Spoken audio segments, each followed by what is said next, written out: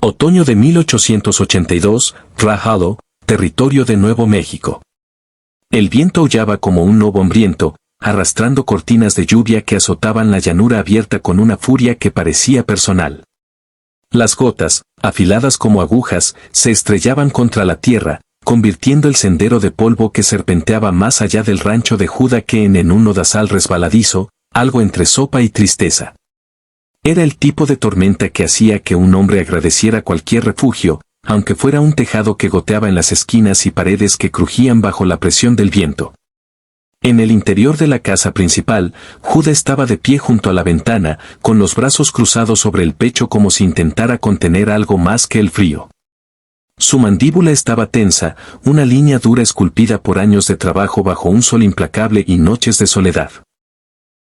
Era un hombre alto, de hombros anchos, con manos callosas que contaban historias de cercas levantadas, ganado arreado y pérdidas que no se podían contar con palabras. Sus ojos, del color de la ceniza vieja, observaban el mundo con una cautela nacida de demasiados días en los que la vida le había dado la espalda. Su cabello castaño oscuro, ahora salpicado de gris en las sienes, no era un signo de edad. Judá apenas pasaba los 40, sino de todo lo que había soportado. 3 años antes, la malaria se había llevado a Sarah, su esposa. Ella había sido su ancla, una mujer cuya mera presencia podía suavizar los bordes ásperos del mundo. Con solo tararear una melodía, Sarah podía calmar una tormenta en el corazón de Judá, hacer que las largas noches de invierno en el rancho parecieran menos crueles. Cuando murió, algo en Judá se cerró como una puerta de hierro oxidada, sellada con un candado que no tenía llave. No volvió a casarse, ni siquiera miró a otra mujer.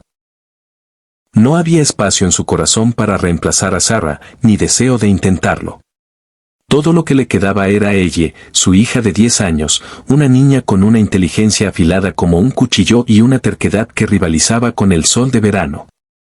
Ahora estaba sentada junto al hogar, con las piernas cruzadas sobre un cojín raído, el cabello en trenzas sueltas que se deshacían en las puntas. Leía una novela barata, de esas que costaban 1 centavo, que había encontrado bajo las tablas del suelo la primavera pasada. La luz del fuego pintaba su rostro de un dorado suave, y en sus ojos brillaba la misma fiereza tranquila que había tenido su madre. Judá no lo decía en voz alta, pero la miraba con una intensidad que traicionaba su miedo. Temía que, si parpadeaba demasiado tiempo, ella también podría desvanecerse, como si el mundo tuviera la costumbre de arrebatarle todo lo que amaba. El golpe en la puerta llegó como un trueno, cortando el rugido del viento. Judá giró la cabeza, con los sentidos alerta. Nadie llegaba tan lejos en una noche como esa, a menos que estuviera perdido, loco o buscando problemas. El rancho de Judá estaba a millas del pueblo más cercano, un lugar donde los caminos se desdibujaban en la llanura y los desconocidos eran tan raros como la lluvia en julio. El segundo golpe fue diferente, más débil, casi suplicante, como si quien estuviera al otro lado supiera que no tenía derecho a pedir nada. Judá tomó el rifle de su perchero junto a la puerta, un Winchester que había visto más polvo que sangre, y abrió la puerta apenas una rendija, lo suficiente para ver sin invitar al peligro. Allí, bajo el diluvio, estaba una mujer, empapada hasta los huesos, con una niña pequeña apretada contra su pecho. La mujer parecía tener unos 30 años, aunque la fatiga y la lluvia hacían difícil precisarlo. Su vestido, de un azul desvaído, colgaba pesado, pegado a su cuerpo como una segunda piel empapada. Sus botas, si alguna vez habían sido nuevas, estaban cubiertas de lodo, con las suelas agrietadas y un dedo asomando por un agujero. Su rostro estaba pálido, demacrado, con mechones de cabello oscuro pegados a las mejillas. Era imposible distinguir si el agua que corría por su rostro era lluvia o lágrimas. La niña en sus brazos, de no más de 7 años, parecía dormida, o al menos lo suficientemente exhausta como para no moverse. Estaba envuelta en el abrigo de su madre, un trozo de lana raído que apenas la protegía del frío.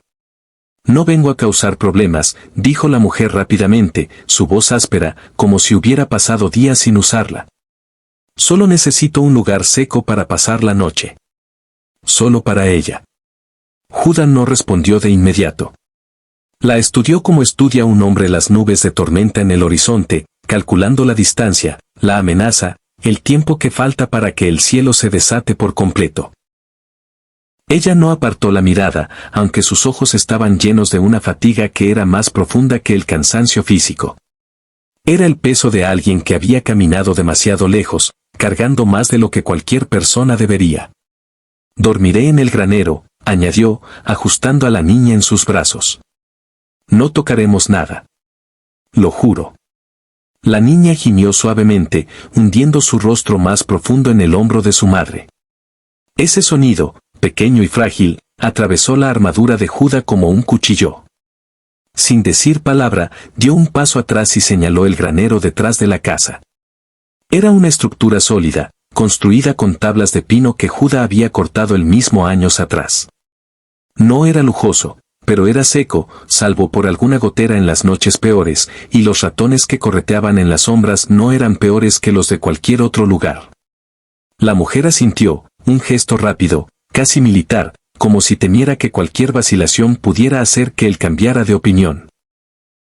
Sus ojos brillaron con algo que no era esperanza, sino una sombra de alivio, demasiado cansado para hacer más. Ajustó a la niña y caminó hacia el portón, que Judá no había notado que estaba abierto. Se giró y vio a ella de pie en el porche, descalza, con el cabello empapado pegado al rostro, la boca entreabierta como si estuviera a punto de decir algo pero no encontrara las palabras. «Tiene una hija», susurró ella, más para sí misma que para su padre. «No es nuestro problema», respondió Judá, su voz baja, cortante, como si quisiera cortar cualquier posibilidad de involucrarse más. Pero no cerró la puerta de inmediato. Se quedó allí, mirando cómo la mujer y la niña desaparecían en la penumbra del granero, sus figuras recortadas contra el resplandor plateado de la lluvia. Más tarde, cuando la tormenta comenzó a amainar, dejando solo un goteo constante y el ocasional rugido del viento, Judá tomó una manta de lana del arcón junto al hogar. Era una manta vieja, tejida por Sara en un invierno que ahora parecía de otra vida, pero estaba limpia y cálida. También tomó una taza de hojalata llena de agua del cubo junto a la estufa.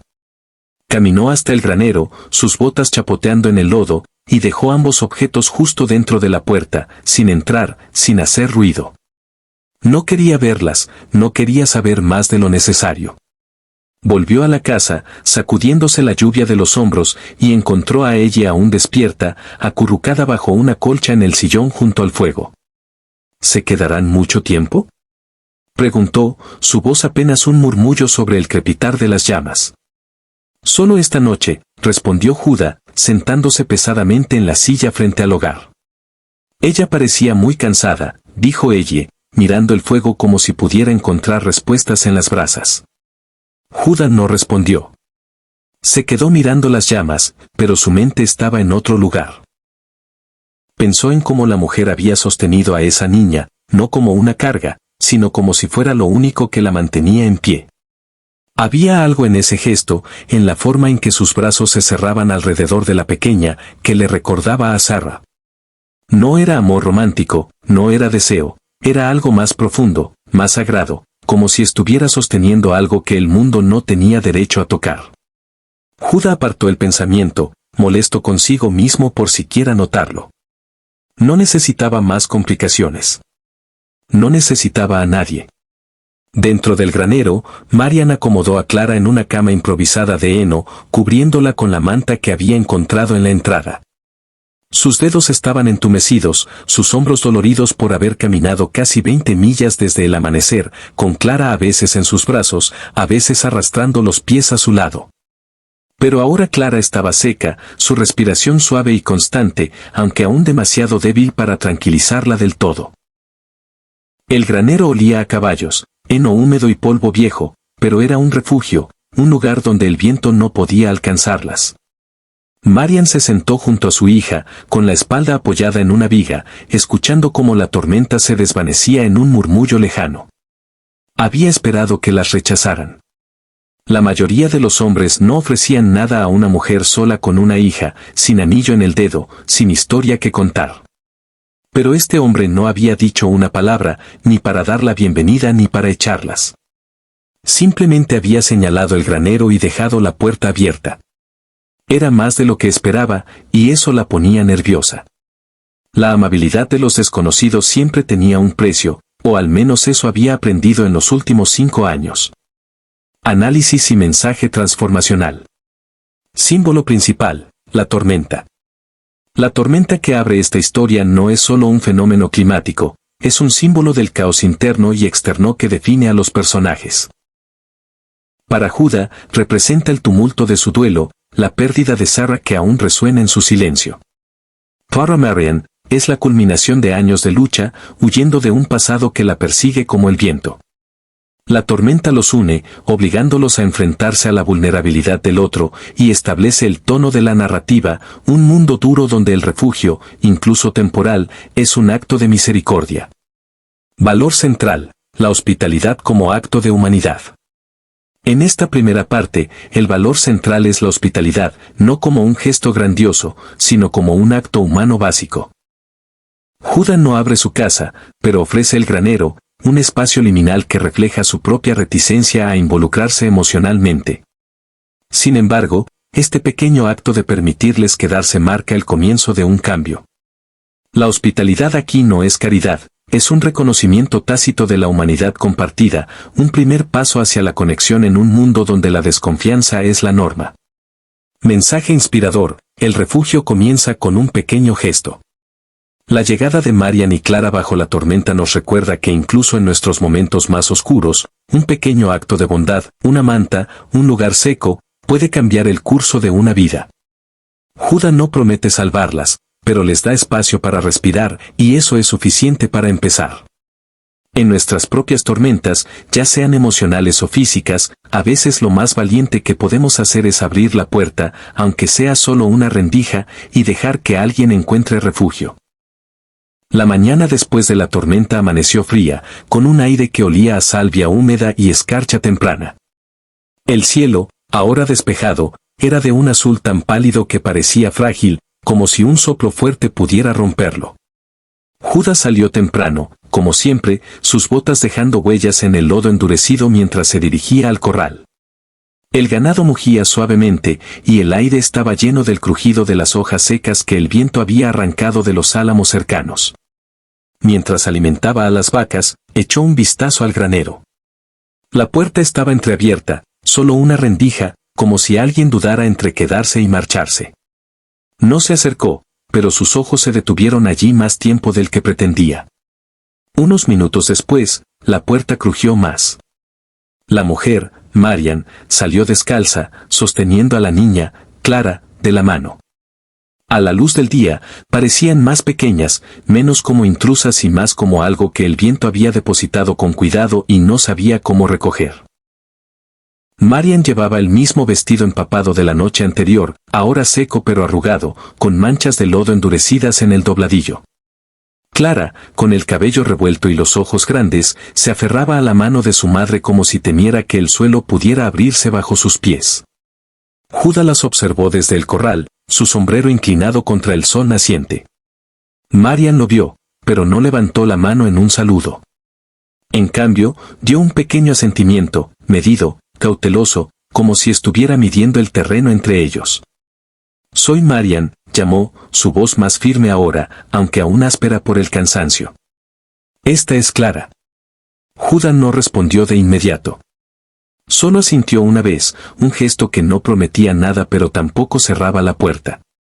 Volvió a su trabajo, golpeando un poste de la cerca que se había aflojado en la tormenta, pero su mente estaba dividida. No quería pensar en ellas, no quería preguntarse por qué estaban allí o de dónde venían. Pero algo en la forma en que Marian sostenía la mano de Clara, en la cautela de su mirada, lo hacía difícil de ignorar. Ella, que había estado observando desde el porche, abrazaba su novela barata contra el pecho. Sus trenzas estaban deshechas, y sus pies descalzos dejaban marcas húmedas en las tablas de madera. «No se van todavía», susurró, más para sí misma que para su padre. Y tenía razón. 2 días después, el sol salió detrás de las colinas como una disculpa, suave y dorado, pero lento para calentar el aire frío de octubre. El rancho había comenzado a encontrar un ritmo nuevo, aunque nadie lo admitía. Marian se levantaba antes del amanecer, antes de que el rocío se secara en la hierba. Cuando Judá salía al corral, ella ya había barrido el desván del granero, doblado la manta que él había dejado y colocado los pequeños zapatos de Clara al sol para que se calentaran. Él nunca le pidió que lo hiciera, nunca le dijo que se quedara.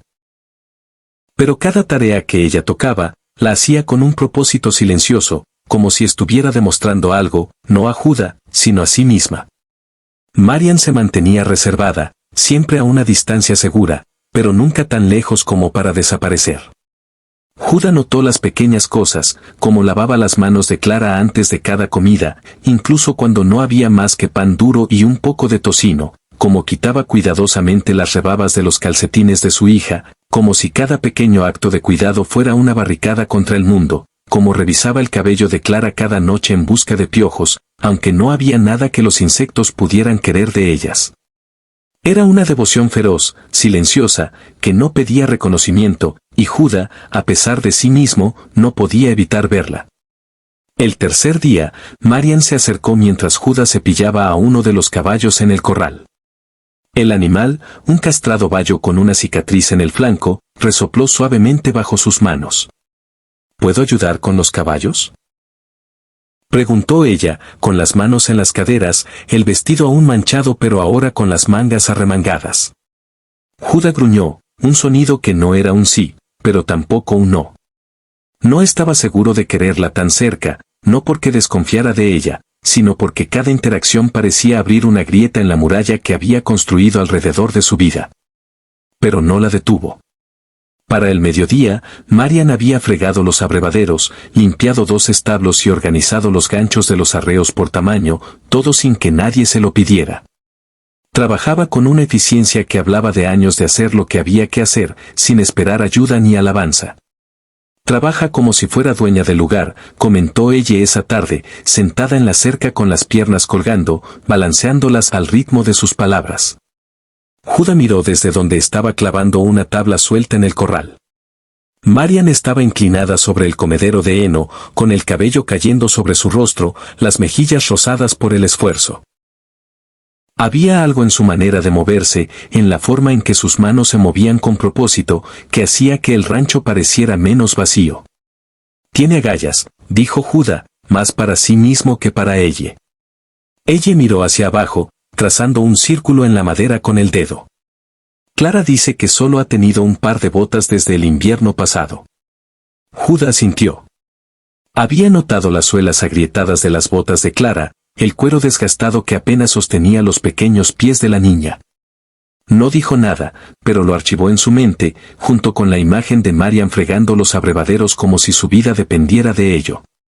Esa noche, Clara y ella se sentaron con las piernas cruzadas en el suelo del granero, sus cabezas inclinadas juntas mientras susurraban secretos y reían sobre una muñeca raída que ella había cosido con un viejo saco de harina. La muñeca tenía un ojo de botón faltante y una sonrisa torcida, pero las niñas la trataban como si fuera una reina. No eran hermanas, no todavía, pero habían comenzado a orbitar una a la otra, probando los límites de la confianza, como hacen los niños cuando sienten que algo importante está en juego. Desde el porche, Judá las observó a través de la puerta abierta del granero. La luz de una linterna arrojaba sombras suaves sobre las niñas y sus risas flotaban en el aire frío de la noche, un sonido que no había escuchado en el rancho desde que Sarah vivía. Sacudió la cabeza, intentando alejar el pensamiento, pero no podía negar que algo estaba cambiando. El rancho, que durante 3 años había sido un lugar de supervivencia, de tareas interminables y silencio pesado, parecía estar despertando, como si la presencia de Marian y Clara hubiera traído consigo una corriente de vida que Judá no sabía que necesitaba. Entonces llegó la fiebre. Entró sigilosa, como suele hacer la enfermedad, sin anunciar su llegada. Por la mañana, Clara estaba bien, riendo con ella mientras dibujaban un caballo torcido en un pedazo de papel que habían encontrado. Pero al atardecer, su rostro estaba encendido, sus mejillas rojas como brasas, su cuerpo flojo en los brazos de Marian. La niña apenas se movía, su respiración rápida y superficial, como si estuviera luchando por mantenerse en este lado del mundo. Marian no entró en pánico, no al principio.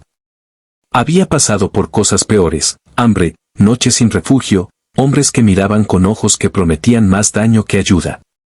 Pero esto era diferente. Clara no respondía cuando susurraba su nombre, no abría los ojos, no apretaba su mano.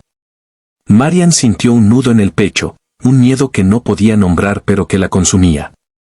Judá, llamó, irrumpiendo por la puerta trasera de la casa, con Clara en sus brazos. Él levantó la vista desde la estufa, donde calentaba agua para el café. Vio a la niña, vio el rostro de Marian, y no hizo ninguna pregunta. Solo se movió, rápido y seguro, como si hubiera estado esperando este momento. Subieron a la habitación del fondo, una que nadie usaba desde que Sarah murió. Era un espacio pequeño, con una cama estrecha y una ventana que daba a los álamos. Judá rebuscó en un arcón viejo, sacando una caja de madera que contenía frascos, hierbas secas y un tarro azul de polvo de quinina. Mi esposa usaba esto, dijo, su voz como grava, áspera pero firme. Para ella, cuando la fiebre la golpeó. Marian asintió, sin confiar en su voz. Colocaron a Clara en una pila de mantas en el granero, donde la luz del fuego podía mantenerla caliente. Marian empapaba paños en agua fría y los presionaba contra la frente de su hija, sus manos temblando pero firmes. Judá medía pellizcos de quinina, mezclándolos con agua hervida, y esperaba a que los labios de Clara se entreabrieran lo suficiente para tomar un sorbo. Ella tragó, débilmente, pero sus ojos no se abrieron. «Quédate conmigo, pequeña», susurró Marian, su voz quebrándose. «Aguanta. Por favor». Judá se sentó a su lado, lo bastante cerca para que sus hombros se rozaran.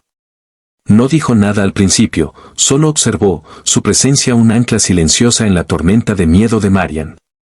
«Es fuerte», dijo finalmente. «No lo parece», respondió Marian, su voz apenas un murmullo. «Pero lo es». Marian dejó que su cabeza descansara brevemente contra el brazo de Judá, solo por un instante, como si necesitara sentir algo sólido para no derrumbarse. «He hecho todo lo que pude», dijo, con los ojos enrojecidos pero secos, como si hubiera llorado todas sus lágrimas años atrás. «Si ella se va, no me queda nada».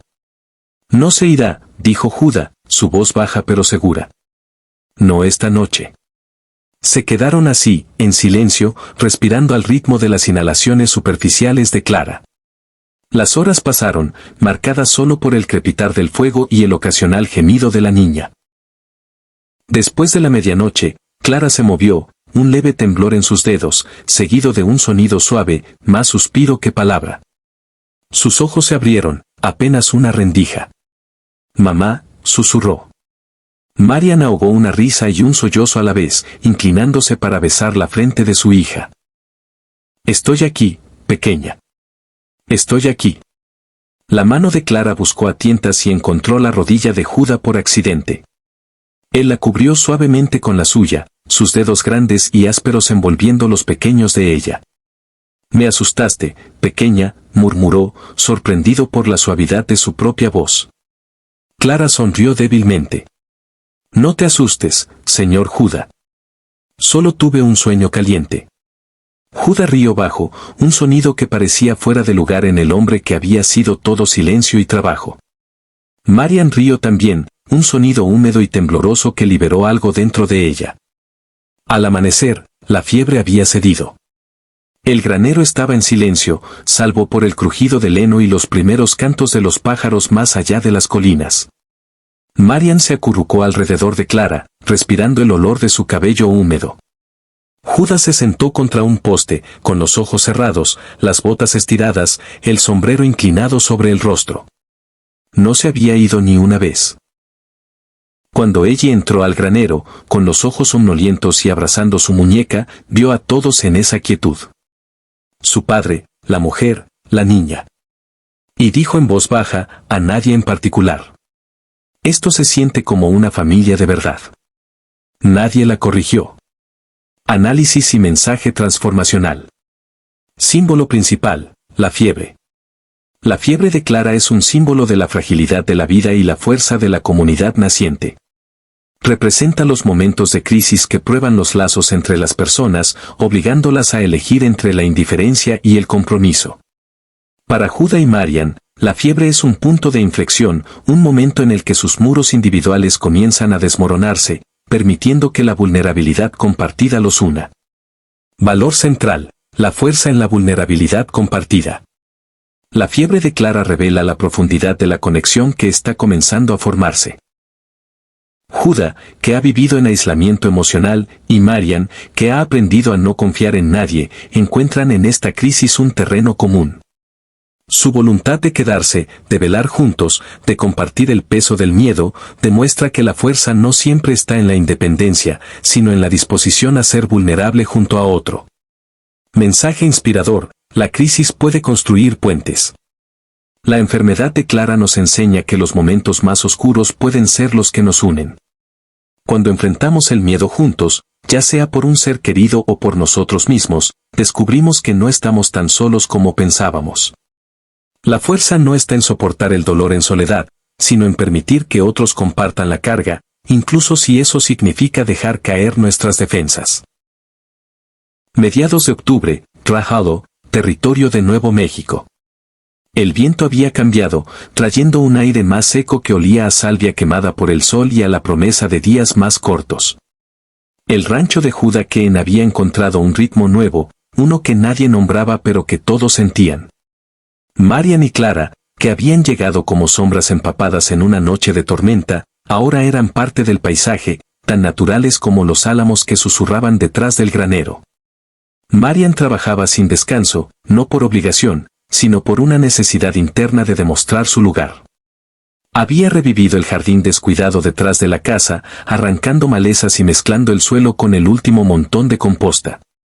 Brotes verdes de calabacines, nabos y calabazas comenzaban a asomar, pequeños milagros en una tierra que parecía haber olvidado cómo crecer. Judá la vio una vez desde el corral, con las manos en la tierra, el rostro concentrado, y ella levantó la vista para decir: «Todavía hay algunos milagros en esta tierra».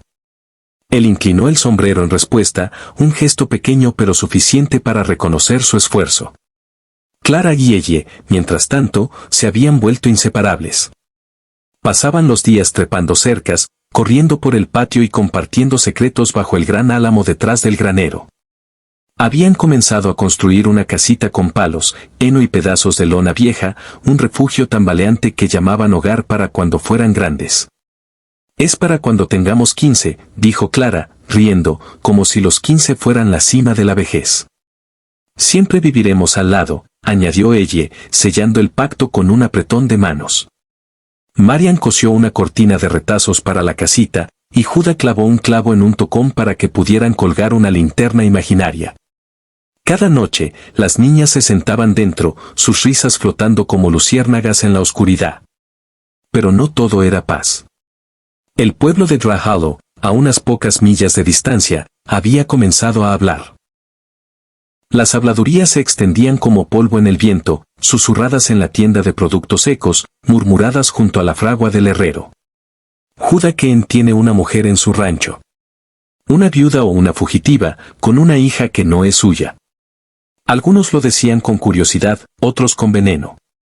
Judá no iba mucho al pueblo, pero podía sentir el cambio, la forma en que el jefe de correos evitaba sus ojos, la manera en que el pastor Elkins lo saludaba con un asentimiento rígido, como si Judá hubiera perdido su lugar en el orden moral del mundo. Todo estalló un jueves por la mañana. El sol apenas había salido cuando el sonido de cascos resonó en el sendero. Un jinete solitario llegó a galope, levantando una nube de polvo y desprecio. Era un hombre delgado, de hombros afilados, vestido con ropas de ciudad que el camino había ensuciado.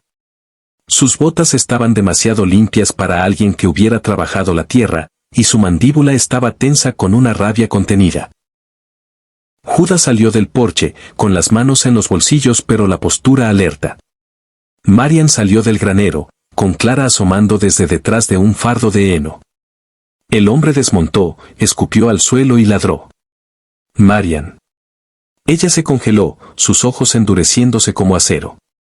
«¿Conoces a este hombre?», preguntó Judá, dando un paso adelante. Marian asintió, su voz baja pero firme. «Se llama Lial. Estuvimos casados. Hace mucho tiempo». Lial resopló, con una risa amarga. No hay nada de estuvimos. Tengo papeles que dicen que aún no estamos. No te he visto en 5 años, replicó Marian, su voz cortante como un cuchillo. Te fuiste antes de que Clara naciera. Nunca escribiste. Nunca preguntaste.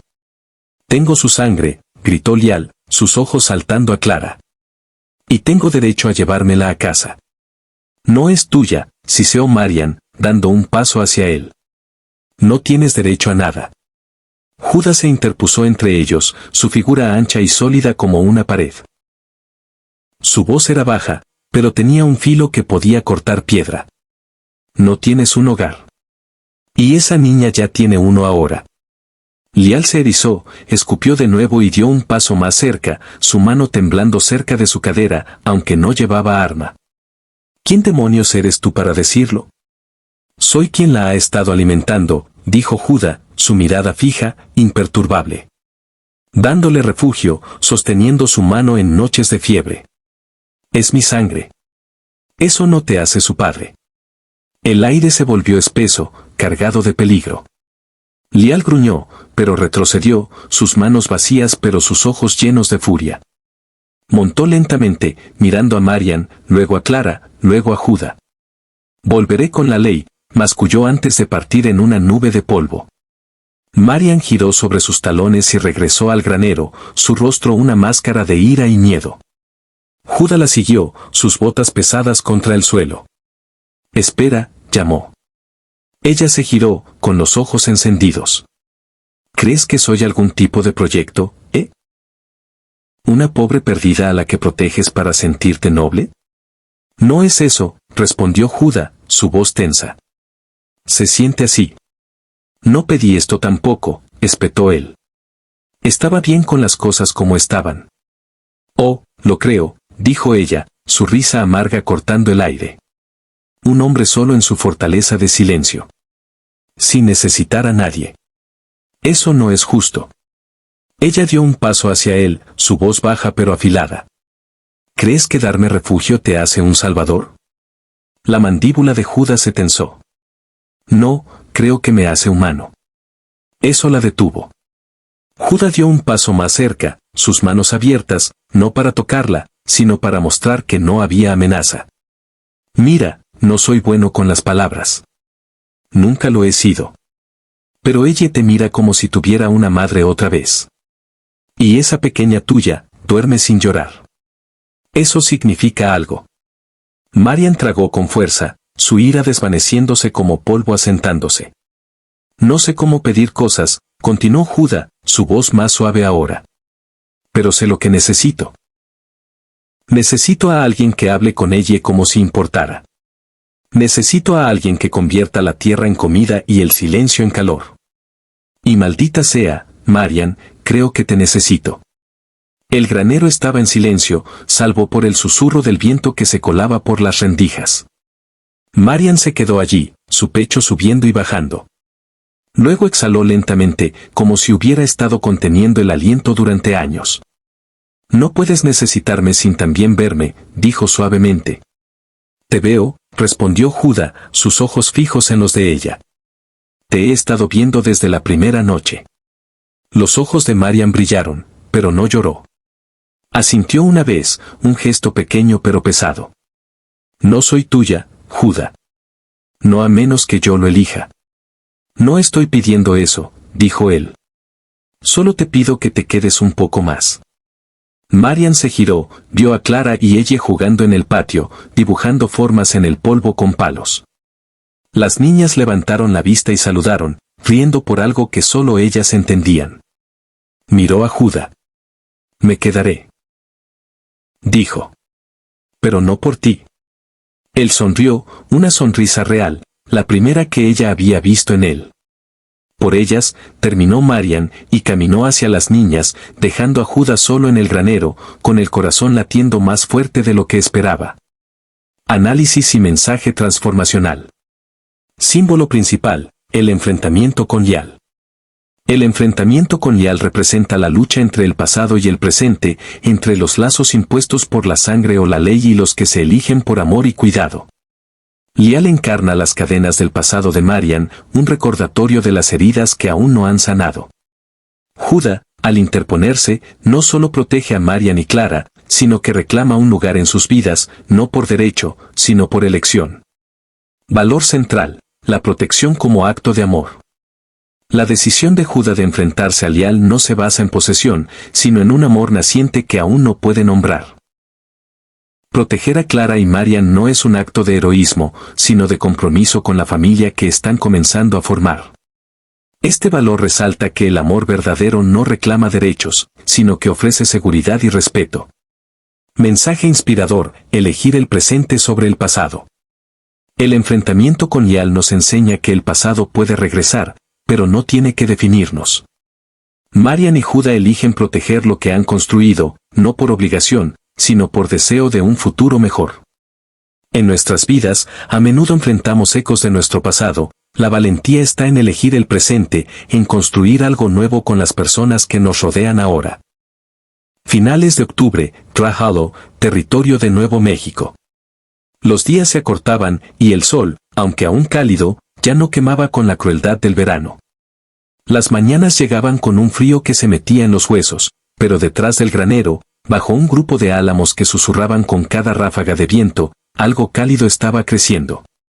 Ella y Clara habían transformado su casita en un refugio más elaborado, con paredes de palos reforzadas con lodo seco y un tejado de lona que apenas resistía el viento. Era un lugar sagrado para ellas, un espacio donde podían ser reinas, exploradoras o simplemente niñas sin el peso del mundo. Marian había cosido una cortina de retazos, y Judá había clavado un clavo en un tocón para una linterna imaginaria. Cada noche, las niñas se sentaban dentro, sus risas mezclándose con el canto de los grillos y el aullido lejano de los coyotes. El rancho había cambiado.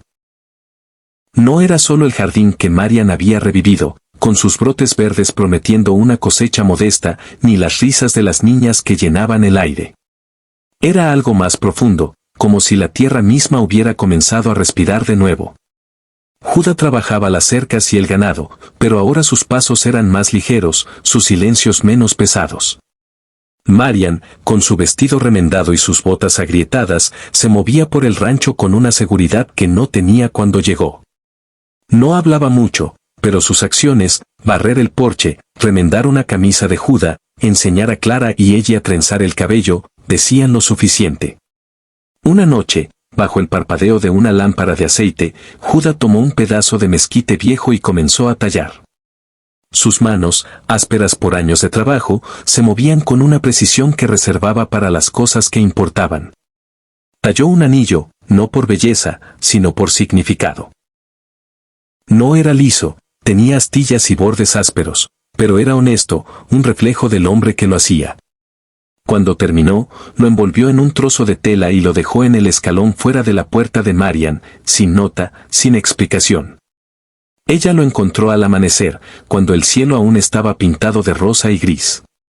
Lo sostuvo en su mano, rozando el grano con el pulgar, su respiración atrapada en algún lugar entre la cautela y la maravilla. No sonrió, no todavía. Pero guardó el anillo en una pequeña caja de lata junto a los cordones de las botas de Clara y una cinta amarilla de una feria olvidada. Más tarde ese día, mientras el viento levantaba pequeños remolinos de polvo en el patio, Judá estaba en el porche, con las manos en los bolsillos, mirando el horizonte. Marian se unió a él, limpiándose las manos en su delantal. ¿Tú tallaste esto?, preguntó, sosteniendo el anillo. Él asintió. No tenía oro. De todos modos, no parecía correcto. Ella esperó, y él continuó, su voz baja pero firme. Silencioso pero seguro: tu hija necesita un hogar, y mi hija quiere una madre. Marian lo miró, estudiando al hombre a su lado. Sus ojos grises, cansados, tenían algo nuevo, algo desprotegido. ¿Y tú, Judá?, preguntó suavemente. Él miró sus botas, luego a ella. Quiero dejar de fingir. Quiero mañanas con voces, risas que no estén tomadas de un recuerdo. Quiero una mujer que conozca los nombres de las plantas en el jardín y una niña que me llame Pa. Quiero que este lugar sea donde vivo, no solo donde sobrevivo. Marian no dijo que sí. Dio un paso atrás, asintió y entró en la casa. Judá no la siguió, pero su corazón latía fuerte, esperando que no ahora no significara nunca. Al día siguiente, la mañana llegó tranquila. Marian despertó con el sonido de risas. Desde la ventana, vio a Judá arrodillado junto a Clara, enseñándole a atar los cordones de unas botas viejas de ella. Ella estaba a su lado, burlándose en broma. Ma está casi terminando las botas de Clara, dijo ella, mirando hacia la ventana. La palabra ma golpeó a Marian como un rayo. Lágrimas brotaron, y se apoyó en el alféizar, aferrándose al momento. Esa noche, la mesa del comedor estaba llena de risas, historias y codos chocando. No era perfecto, pero era real. Después de la cena, Judá se arrodilló en el porche y ofreció el anillo. «Marian, ¿nos dejarás estar aquí para siempre?» Ella asintió, extendió su mano, y eso fue suficiente. Se casaron al día siguiente bajo los álamos, con ella y Clara como testigos, la señorita Elisa diciendo una oración y el viento como música. Esa noche, los cuatro se sentaron en el porche, Clara en el regazo de Marian, ella contra Judá. Nadie habló. No necesitaban hacerlo. «El hogar se ve mejor contigo en él», susurró Judá, tomando la mano de Marian. Ella apretó más fuerte. Análisis y mensaje transformacional. Símbolo principal, el anillo de madera. El anillo de madera es el corazón de la historia, un símbolo de amor simple, imperfecto pero duradero. Tallado con esfuerzo y cuidado, representa la elección de construir algo juntos, no con promesas grandiosas, sino con pequeños actos de fe. Valor central, la familia es una elección. La boda de Judá y Marian no es solo un matrimonio, es una afirmación de que la familia se construye con decisiones diarias. No se trata de sangre o votos, sino de elegir estar presente, de elegir amar a pesar de las cicatrices. Mensaje inspirador, el amor es construir juntos. La historia culmina en la creación de un hogar, no perfecto, pero real. Nos enseña que el amor no es un momento, sino un proceso de construcción, de elegir cada día a las personas que nos rodean. En nuestras vidas, podemos construir hogares, no con madera o piedra, sino con cuidado, paciencia y la valentía de decir sí a un futuro compartido.